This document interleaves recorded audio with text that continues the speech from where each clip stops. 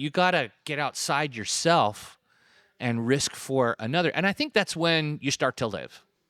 A self-focused, when you risk for yourself, that doesn't grow you up. It doesn't grow character. It's just, but when you start risking for others, man, I mean, that's why I love one of my favorite quotes from Jesus is when he says, "The man who seeks to save his life will lose it. But the person who loses their life for me and for the sake of the gospel will find true life." And it talks about that tension of you can control and make your own life predictable and take calculated risks, but for a selfish benefit. But you lose your life for higher purposes, man. That's when you really start to live. There's confusion, and what resonates in my mind as you're sharing this with me is marriage. Mm-hmm. People losing themselves to their marriage in a positive sense, and it's difficult, right? Marriage is not easy. That's not the first person to say that. I've been married 3.5 decades, and okay, maybe my belief system is a little bit warped. I tell my wife of 3.5 decades of paradise, and she says, well, there's been some hot spots along the way, right? Life gets in the way. But I mean that in the context of where losing yourself to the relationship, committing yourself to the relationship, that those vows are real, that they weren't just something to say in front of the altar, kinds of conviction. And in the backdrop to that, I liken how so many look at marriage in today's world as an auto lease. Bad analogy, but the mindset of, I'm just going to ride this for 36,000 miles and then I'm trading in something newer and faster. Is that an illustration of the kind of conviction, the kind of losing yourself that is that a specific example? But you got to be careful, because if it's based on the merit of the other person providing reciprocity for what you sacrifice, you'll get resentful. I don't serve my wife because I know I'm going to get everything back that I give. That's not why I do it. Yeah. And if I do it, that means I'm keeping score.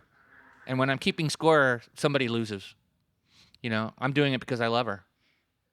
And whether I get it back or not, I'm doing it anyway. I remember walking into the kitchen. I mean, since we're in a military museum, I can say this. My wife cooks with C4 explosive, okay? When I walk into the kitchen, it's just like, what happened? Wow. Never thought somebody could use this many pans. I didn't know spaghetti sauce could get to that spot high on the wall. So I walk in. I'm a Navy brat, last of 7. And, man, we know how to do a kitchen. Yeah.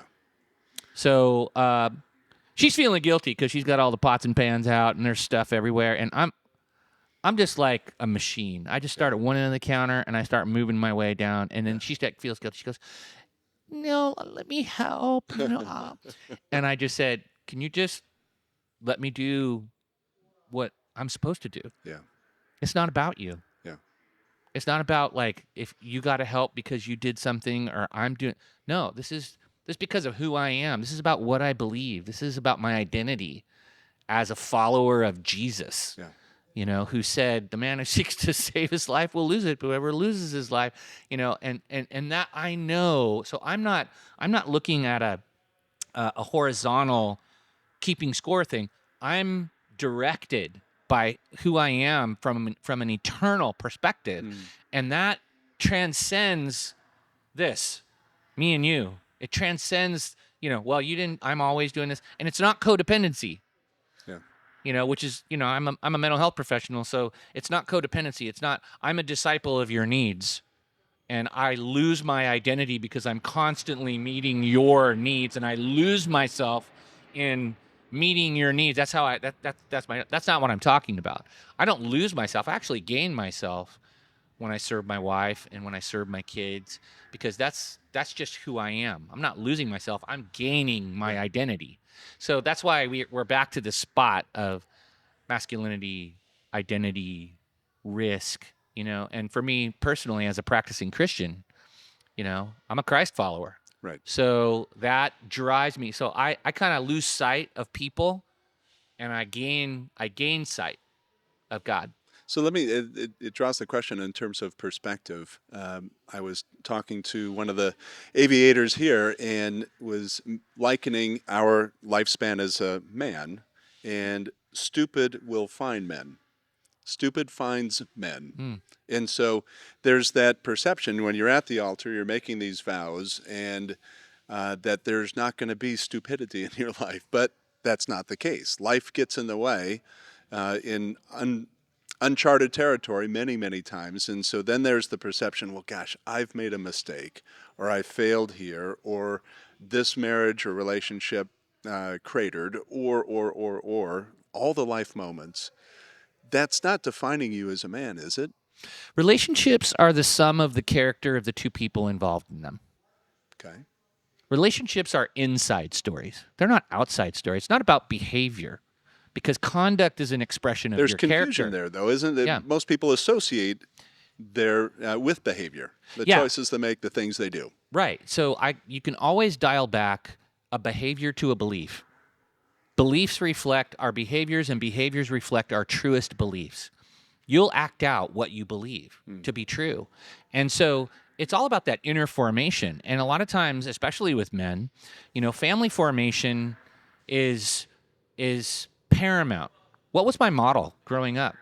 How did I see a man treating a woman? What do I believe on the inside is true about how I treat other people? And so, when it comes to making a vow, loving the person, the quality of that relationship over 3.5 decades. I got you beat by 2 years. That all goes to your character, your inner man. Because it's just like, I love what the Bible says. Good things come out of a good man because of the good that's inside him. Evil things come out of an evil man because of the evil that is inside him. And so our relationship stories are inside stories. And that's why I really encourage men and work with men on personal, spiritual, not just physical, but emotional and psychological growth. Yeah.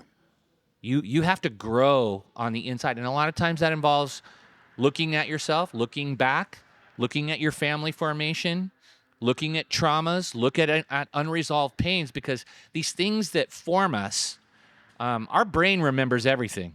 There's 100 billion neurons between your brain, and a lot of our formational experiences, whether they're good or painful, your brain remembers everything. And that's one of the cool things about neuroscience that's being proven today, is that you have explicit and implicit memories, but a lot of your implicit buried memories are your most powerful subconscious drivers. And so as a mental health professional, I'm just like, hey, tell me about what it was like to grow up. Tell me about your relationship with your dad. Tell me about your family formation. Anything ever happened to you that you remember that was really hurtful? Because those subconscious things, those subconscious drivers, that's what neuroscience is proving. It's called neurodensity. And then we grow up and we add memories and they pile on top of those things. But then something in our present triggers something that's dormant way down there, and we disproportionately react to something. And people are like, what happened to you? Why did you do that? Yeah. What's going on with you? How could you? How could you? Like, whoa. And it's because there's some unresolved pain and unresolved issues. And so that's why I do these retreats for guys is, I take C-suite guys, corporate guys, executives. These are high-performing dudes. And I have them for a week. And by the third day, I always joke. I'm like, the yolk will crack. Yeah. If you're plateaued, if you're stuck, everybody perceives you this way. But if you're, what's so crazy is that guys make better lives, but they don't live life better, and their relationships They make better lives, but they don't make life better. Yeah, they make better lives. They're materially successful on the outside, but they're you see these people and they're like, yeah, but they can run $1 billion company, but they can't manage a marriage.